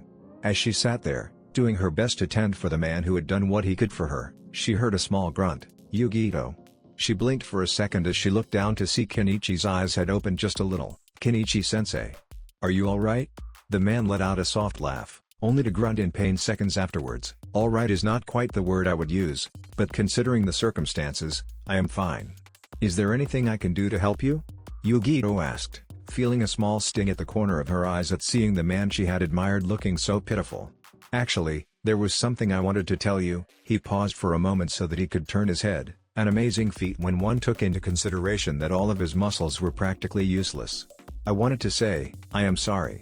Yugito blinked in confusion. "Sorry for what, sensei?" "For not doing more for you," Kenichi said. He saw Yugito about to speak and interrupted her. "I could have been there for you more, treated you more like a human being." "I should have treated you more like a human being." "How could you say that?" Yugito asked in shock. "You're the only one who's treated me like a human being. You're the only person who's ever shown me any kindness. Thank you for that, but I know I could have done more to help you." Kenichi rasped out, "I could have treated you better, I could have shown you more wonders of the world than just the things you can play with when not on missions. I could have shown you a father's love." "What?" Yugito asked, her eyes wide. Kenichi, despite the pain he was obviously feeling, smiled. "I should have shown you, told you, I wanted to tell you. You are the daughter I never had. And if I were to have a daughter, I would want one just like you." Yugito grit her teeth as she tried to hold in the tears that were now really threatening to spill out. "It's okay to cry, you know," Kenichi said softly. Yugito shook her head. "No matter what happens, true shinobi must never show their emotions." Kenichi let out a sigh. "Right now. You are not a shinobi, Yugito. You are a human, a young girl. There is no mission to complete, there is just you and me. You can cry here." The flood dam broke and Yugito began to cry. Flashback end. "He died when I was 9 years old." Naruto winced. "I'm sorry." "Don't be." Yugito gave him a soft smile. "It happened a long time ago, and though I still miss him, I always carry him where it matters most. Just like you will always carry the people you love where it matters most." Naruto blinked in confusion. "Where is that?" Yugito smiled as she poked him in the chest. "Right here." Naruto looked down towards his chest, where her finger was still poking, before looking back up to see her smiling at him. Unconsciously a smile came to his face as well. He looked back at her hand, which he noticed with some amusement was still poking him. He grabbed onto her hand as he moved himself down in the cross-legged position. "Thank, Yugi-chan." Yugito blushed a bit, a small light pink tint coming onto her cheeks at the heartfelt "Thanks, you're welcome." She gave him a smile as she brought their hands into her lap and began to rub her thumbs against his hand. A second later she smirked. "As I said before, you know I'm always willing to help a cutie like you." "Not cute," Naruto mumbled with a pout, causing Yugito to laugh. They stayed that way for a few more minutes before Yugito had to leave and meet the Raikage at the gate so they could go back to Kumo. It was a rule set down among all hidden villages that foreign dignitaries could not be present in the village without a kage or at least an acting kage. The only reason they had been allowed to stay as long as they had was because of the help they gave during the battle. Naruto sighed as he looked back down at the village. "What do I do now?" He tapped his chin a few times before smiling. "I think I'll go get some Ichirakus." "Oi! Tuchioji-san, how about some ramen?" Naruto shouted as he sat down at his reserved spot. Tucci came out of the backhand, spotting Naruto, gave a grin. "Well, what do you know, the missing ninja is back. You know Ayame and I was worried about you, we haven't seen you since the funeral and you haven't come here in 3 days. Sorry about that." Naruto scratched the back of his head as he gave a sheepish grin. "I was dealing with some personal issues." The old ramen stand owner nodded in understanding. "I gotcha. Well, the ramen will be right up, so just sit tight." Naruto nodded and let his mind wander until his food was brought to the table. Naruto grinned as he snapped a pair of chopsticks and dug in. As he continued to inhale the food as if he had not eaten in months, which was sort of the truth as he had not eaten ramen in, well, at least 3 days, a familiar man with white hair stepped into the bar. "Jiraiya-sama," Tucci exclaimed in surprise. "To what do I owe the honor?" Jiraiya laughed. "Now there's no need for formalities like that today, I just came to pick up the gaki for a mission." Naruto blinked as he realized the man was talking about him, not that it wasn't obvious from the way he had placed a hand on his shoulder.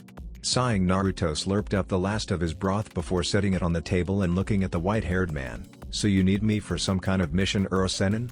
Jiraiya's right eye twitched. "What have I told you about respect gaki?" Naruto tapped his chin and thought, "You know, I don't really remember."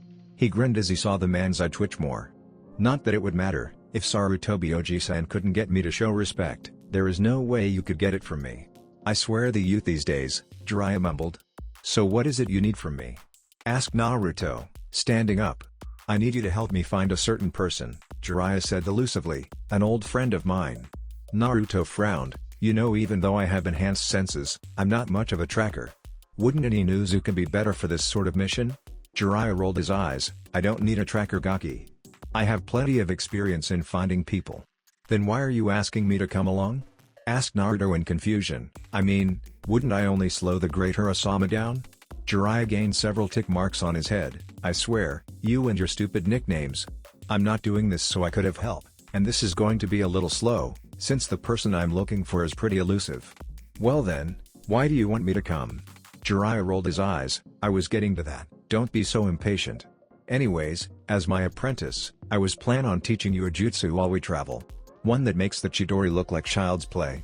Naruto held in a wince at hearing the name of a jutsu that killed Haku, right before he registered the rest of what the man said. A new jutsu?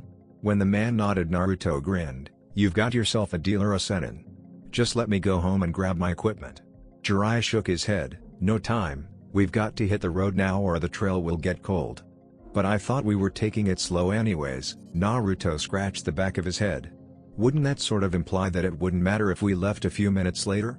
Besides, what if we run into some missing ninja? I only have a limited amount of equipment on me. Jiraiya snorted. First off, when I said we would be taking it slow, I meant we were not going to be running all over the country. Second, the chances of us running into missing ninja are 0 to none. And third, even if we did run into missing ninja, it wouldn't matter. Don't forget that you are going to be with the great and gallant Jiraiya-sama. Naruto rolled his eyes. Right, whatever. Jiraiya pounded at the way Naruto brushed him off. He cheered up a second later. Alright then. Let's hit the road. Naruto blinked at the man's enthusiasm as he began walking away, before shrugging a second later and following the white-haired pervert. Gaara blinked a few times as he continued staring at the ceiling of the jail cell he was in. It had been 4 days since his and his siblings' capture at the hands of Naruto and that blonde woman he had been with. 4 days of doing nothing, and since he could not sleep, it had given Gaara plenty of time to think, something he had been doing since his talk with Naruto. That's easy. I'm strong because I don't fight for myself. I only fight to protect my precious people, my friends and those I've begun to consider family. Fighting for others. Does it really make you that strong? The words Naruto had spoken had been on his mind for a while now. The blonde had beaten him. A feat that no one had been able to accomplish before, but one he had done twice. His strength was obvious, yet Naruto said he fought for others, not himself. If I fight for others, could I gain that kind of strength? He looked around his cell. His walls were not very thick and he knew that both his siblings were with him. Unlike the other two, he had been conscious when they had been taken into custody, so he knew they had been placed in a jail cell next to his. Could they become his precious people? They were family, though he knew they were afraid of him. Yet at the same time they were the only ones who had stayed near him, even after he had threatened to kill him. Besides that, if he wanted the kind of strength Naruto possessed, he had to start somewhere, right? Temari, Kankuro? There was a short pause before Temari answered in a surprised voice. Yes, Gaara? Sorry, for the way I treated you too. Gaara apologized. The words felt foreign, but at least he had said them. Don't worry about it, Gaara, replied Kankuro, though from his voice it was obvious he was shocked. Gaara sighed, realizing this would be harder than he thought. Still, Uzumaki had never given up. He had lived a life like Gaara's. If the blonde could do it, then maybe he could too. Kakashi, said Ninja, blinked as he looked up from his porn. Asuma, Kurenai. Kakashi greeted the two ninja with an eye smile, dutifully ignoring the way Kurenai wrinkled her nose at his precious book. What brings you two here? Oh, you know, just in the area, Asuma replied. Really? Kakashi went back to his book. I thought you two would be on a date or something. The pair blushed a bit before Kurenai seemed to get a hold of herself. What about you? What are you doing here? Kakashi sighed. I'm just waiting for Sasuke to show up. Within the Denga stand behind the trio, one of the two figures, both of whom were wearing straw hats and black cloaks with red clouds, who were sitting there, shifted at the mention of Sasuke, an action which did not go unnoticed by the three Jonin.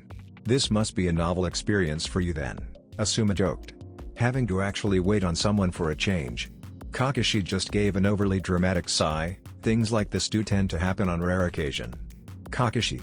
The three Konoha ninja turned to see a scowling Sasuke walking up to them. He took one look into the restaurant to see it empty, before turning back to his sensei. You know I hate sweets. Now what did you want? I have to get back to my training, so unless you're going to help with that, speak up. Kakashi and the two other Jonin frowned at the boy's attitude. Ever since he had woken up after the battle for Konoha, the kid had been in an almost permanent bad mood. It had only gotten worse after he had heard of Naruto's victory over the demon Shukaku. In truth, Kakashi was worried that the boy might have once again become a flight risk, something that he had felt would not happen since he had, at least for a time, been getting along decently with Naruto. Sighing, Kakashi looked over at Asuma and Kurenai, giving them a nod and receiving one in return before they took off. He turned back to Sasuke. "Well, I do have a scroll with some jutsu on it. I have to report to the council, but I'll give you that to work on and come by later to see how much progress you've made." Sasuke scowled at the thought of learning jutsu from a scroll. Why should he do that, when he could just copy a jutsu with his Sharingan? Still, it was better than nothing, so he supposed he would have to take what he could. The two mysterious people who had been in the restaurant were now walking in one of the many parks of Konoha, one of the few ones that had not been destroyed by the battle between Gaara and Naruto. As they did, they were stopped by Asuma and Kurenai. "You know, you two don't look like you're from around here," Asuma spoke as he took a drag of his cigarette. "Seeing as how there's not much to do, what with the invasion and all, I have to ask, what are you two doing here?" The smaller of the pair stepped forward, keeping his hat down so that it did not show his face. "It's been a long time, Asuma-san, Kurenai-san. You seem to know us," Asuma spoke, and though his tone was lazy, there was an underlying edge to it. "And yet, we don't know you. Who are you?" The shorter man said nothing, instead choosing to raise his hat, revealing a pair of red eyes with 3 tomoe in each. Asuma sucked in a breath. "You read Uchiha Itachi. You've got some nerve coming back here. After what you pulled. Well, these people seem to know you quite well." "Ni Itachi?" The larger figure spoke up in an amused voice. "I guess it would only be right for me to introduce myself as well." The man removed his hat to reveal blue skin with 3 gills on each side, shark-like teeth and eyes. "The name's Hoshigaki Kisame, a pleasure to meet you." Both Asuma's and Kurenai's eyes widened. Kurenai looked at the two of them in surprise as she spoke. "You're a missing ninja from Kiri, wanted for the murder of Kirigakure's daimyo, and the destruction of several minor countries. What are 2 S-ranked criminals doing here?" "If I had to go by their outfits, I'd say they've got some kind of purpose," Asuma said. "Well? Why are you back here? You know that after the incident you caused, you were listed in our bingo books with a kill on sight order." Itachi seemed to ignore the pair's question. "I would like to ask the two of you to step aside. We've got no quarrel with you, and I would prefer not to have to kill my former comrades."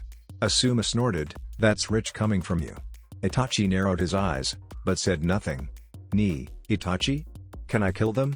asked Kisame as he stepped forward, grabbed onto the large bandaged object behind him and pulled it off, slamming it on the ground. Most would probably find it odd that Kisame was actually asking Itachi for permission to do something, but they had decided that Itachi was the brains of this operation. And Kisame respected the younger ninja's skills and tactical expertise.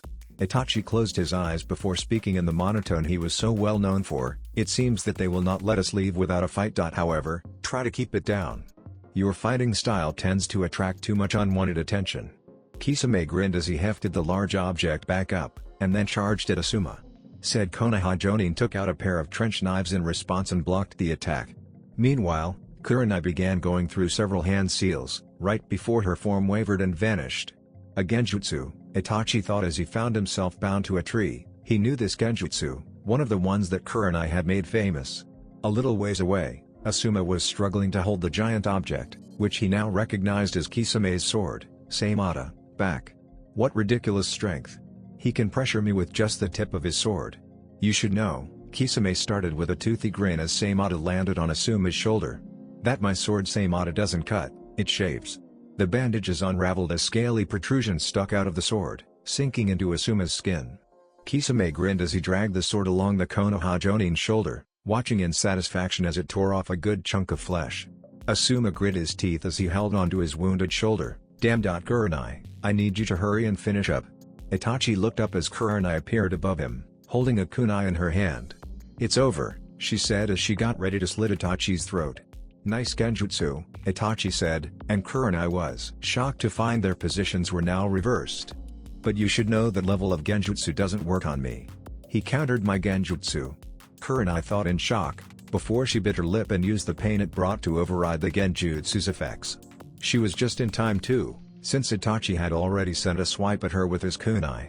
She managed to duck under it, however. Itachi had already known she would do that and sent a kick at her. Kurenai saw it, but realized she would not be able to dodge.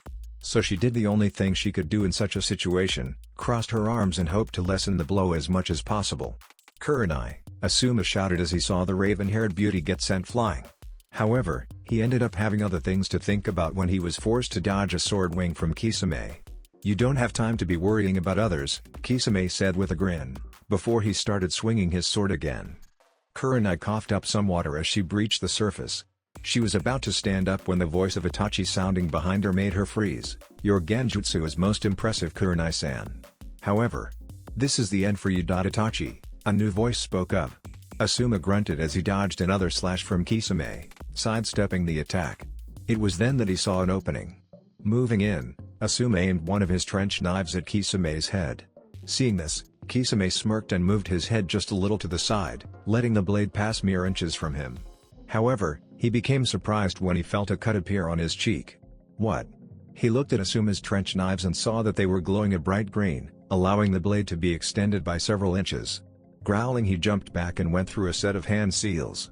Suten, Suikouden, Water Release, Water Shark Projectile Jutsu. Came a twin cry. Water shot out from the river in two different places. Both of them were launched and ended up taking on the likeness of a shark. The first one came at Asuma, only to be intercepted by the other one. The second shark-shaped water missile drilled into the first one, canceling them both out. Hotake Kakashi, Itachi looked behind him to see Kakashi standing next to Kurenai.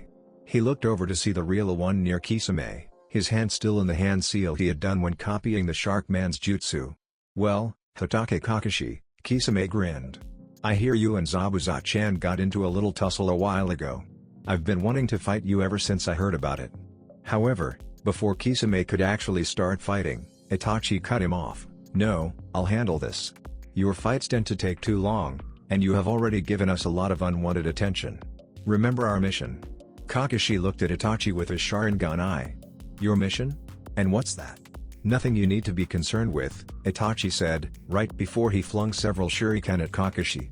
Said copy ninja went through several hand seals. Suten, Suijin Heki, Water Release, Water Encampment Wall.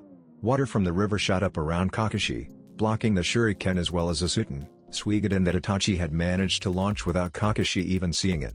When the water wall fell back down, a cage bunshine of Itachi appeared behind Kakashi and stabbed him with a kunai. However, Kakashi merely turned into water, revealing him to be a Mizu bunshine. "Mizu bunshine, eh?" Kisame smirked. "He seems to be quite skilled with Kiri's jutsu." "You are most impressive in the use of that eye of yours," Itachi complimented. "Despite it only being an implant, you wield it like a true Uchiha." Kakashi's eyes widened as he pushed Kurenai down. "Get down." Boom. The Itachi who had appeared behind the pair exploded, causing Asuma to shout out as he rushed onto the water to make sure the two were all right. Luckily, Kakashi had managed to kawarimi him and Kurenai away. However, it had been a close call and the silver-haired Jonin was breathing rather heavily. "It is truly remarkable how you are able to use that eye of yours so well. However, even if you can wield it like an Uchiha, you are not of Uchiha blood and some things will forever be out of your reach." Itachi looked at Kakashi with his impassive eyes. "And now I will show you just why we are known as the strongest clan. I will show you the true power of the Sharingan." Kurenai. "Asuma.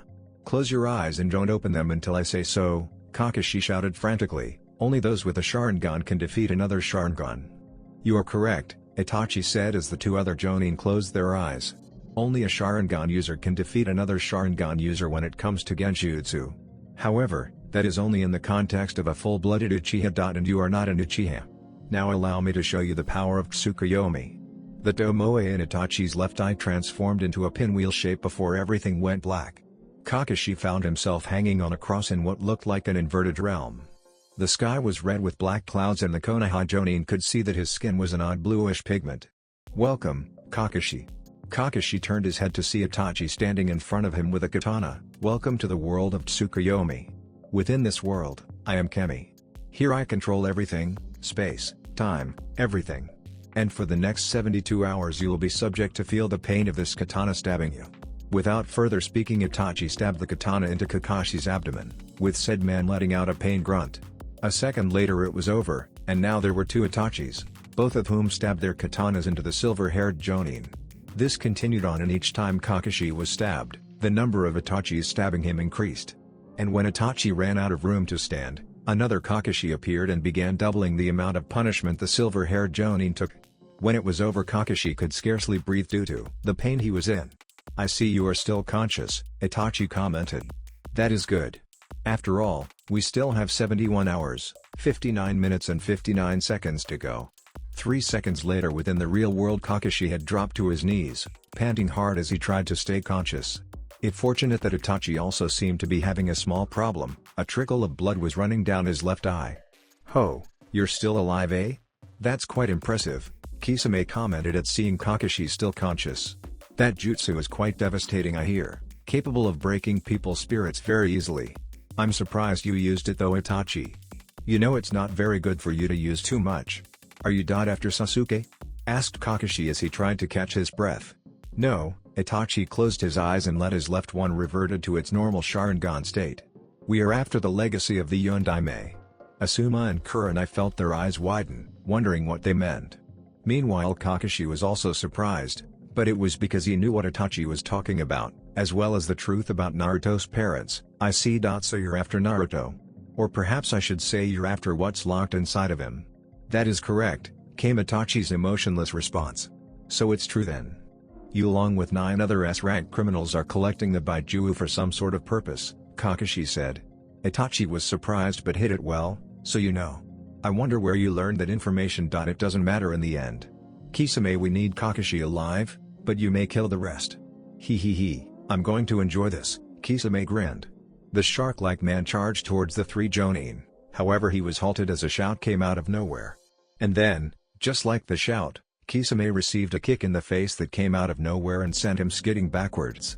As he stopped skidding across the water, Kisame looked up to see what had to be the creepiest looking man he had ever seen. "Who the hell are you?" the shark-like man asked.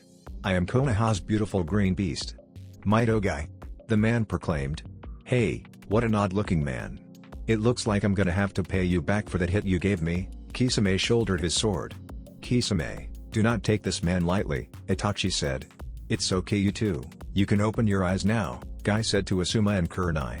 It was at that moment that Kakashi fell over unconscious, causing Guy to lift him up in a fireman carry. "What about Itachi?" Kurenai asked. Kakashi said, "We can't look him in the eyes. Do not worry. I have trained myself to defeat the Sharingan. I find that so long as you look at the feet, you should be safe and still be able to follow your opponent's movements. So when you open your eyes, just look at the feet." "Guy, we don't have your level of training," Asuma stated. "Well then just try your best," Guy replied. "Kurenai, I would like you to take Kakashi to the hospital." The green spandex man gave the silver-haired Jonin to Kurenai. "Asuma and I will deal with these two. You've got a lot of guts, thinking you can take us on," Kisame said with a grin. "Kisame," Itachi stopped the swordsman in his tracks. "We cannot afford to make this a war, and I sense Anbu on the way. We will retreat for now." Kisame sighed as his hand left his sword. "That's too bad, I was so looking forward to a good fight." The 2 S-rank criminals soon disappeared within a sunshine, letting the Jonin of Konoha breathe a sigh of relief. "Ga!" The scream tore from Orochimaru's throat before he had the chance to stop it. He had never been in so much pain before. Not only did he have to deal with the pain from his now dead hands, he also had to deal with the pain from Kabuto reattaching the nerve endings of his recently sewn-on legs. His fight with Sarutobi had been a complete disaster. He had not been counting on the Raikage and his brother to be there, but even with them he had been confident he could have won in the end. However, his overconfidence had been his downfall. Not only had his arms been sealed by that old fool, but both his legs had been cut off by Kirabai. He had only managed to escape thanks to Kabuto, Kamimari and the Sound 4 helping to cover his retreat. Even then he had lost both Sakan and Jirobo to the Raikage and his brother. Damn them! Damn them! Orochimaru wheezed as he grit his teeth to keep himself from screaming again. Kabuto stood up as he finished his work. "I've reattached your legs, you should have full use of them by tomorrow. However, I can do nothing for your arms, that type damage is beyond my expertise." The silver-haired spy paused for a moment. "Shall I prepare someone for the transfer?" "No," Orochimaru gasped out, "I will not transfer into anyone other than Sasuke-kun." A worried look crossed Kabuto's face. "Orochimaru-sama, the damage to your arms is extensive and we have no idea how long it will take to get Sasuke-kun. It may be prudent to transfer now." "I said no," Orochimaru hissed. "I will not transfer my soul to anything other than one who is the Sharingan." "But what about your arms?" Orochimaru took a deep breath as he began to think. He would definitely need his arms, otherwise he would be incapable of using jutsu. If Kabuto could not heal them, he would need someone else who could, someone better. A slow smile spread across the pale man's face. Kabuto-kun, we will be going on a journey tomorrow to find the best medic in the elemental nations. That's it for this video. I hope you all enjoyed the video. Don't forget to like the video, subscribe to the channel, and follow me on my other social media accounts. Anime God here, and I'm signing off.